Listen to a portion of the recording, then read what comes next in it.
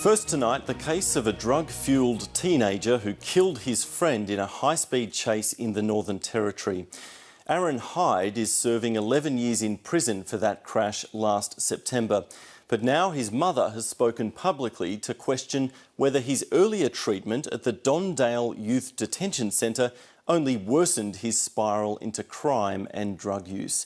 Tracy Hyde says her son was subjected to stripping and long periods of isolation, and she wants the Youth Detention Royal Commission to investigate. Jane Bardon reports. 19-year-old Aaron Hyde has been charged with stealing this sedan and embarked on a high-speed car chase, all while high on ice. This horrific crash came at the end of an 8-hour crime spree across Darwin. Behind the wheel was 19-year-old Aaron Hyde. He was driving a stolen car and was high on ice. Allegedly ran a red light, smashing into another car, killing one of his passengers. My girlfriend drove me into the hospital to see him. Because as a mother, I just wanted to wrap my arms around him and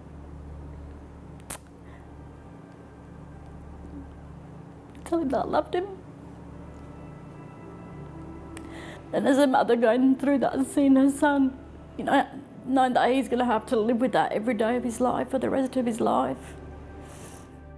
Aaron Hyde was sentenced to 11 years in prison as a result of the crash. His mother, Tracy, never imagined her son's life would come to this. Just fun to be around, you know. He used to always have a smile on his face. He, you know, cheeky, but in a good way. Aaron was born with severe talipes. That's commonly known as club feet. So the first 12 to 18 months were quite difficult, dealing with the issues with his legs and operations and in and out of hospital for the first 12 months and physio and so forth. But now we got through it all as a family.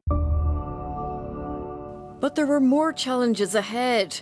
Aaron was diagnosed with ADHD and struggled at school. His refuge was the skate park.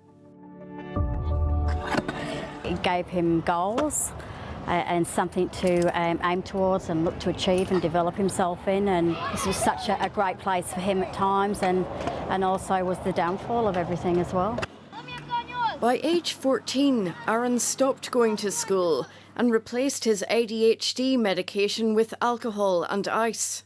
We could see it. The behaviours were escalating, the crimes were escalating, petty theft, stealing, possession of stolen property, stealing cars. Stealing cars, they got thrills out stealing cars. Aaron's crimes landed him here at the Dondale Detention Centre. His mother hoped this would be the wake-up call he needed. You seem hamstrung to what you can do. You're floundering because there's nothing out there to help you. That was pretty frightening. And I recall at one stage asking one of the magistrates, you know, can you make the consequences a little bit more, because I just feel like I'm on this revolving doorway. Detention didn't stop Aaron offending, and he repeatedly returned to Dondale. He'd say things at visits, you know, you don't know what it's like in here, you don't know what they do to us, and trying to do the tough love thing and be quite staunch about it, you know, don't do the wrong thing and you won't be here. But Tracy Hyde had no idea what was going on inside the youth detention centre. It wasn't until years later, when she visited her son in the adult prison, that he told her what had happened to him. He was stripped naked with 4 or 5 other Indigenous boys in Dondale and locked up and left stripped naked with no bedding, no clothing, no bed, no nothing in the cells for a period of time. And I believe that was days. Aaron Hyde is one of many former Dondale inmates who will be giving evidence to the Royal Commission into youth detention. Both my husband and I, it made us think, did we do the right thing by trusting in, you know, the juvenile system to support those kids that go in there, not just Aaron, but the other kids.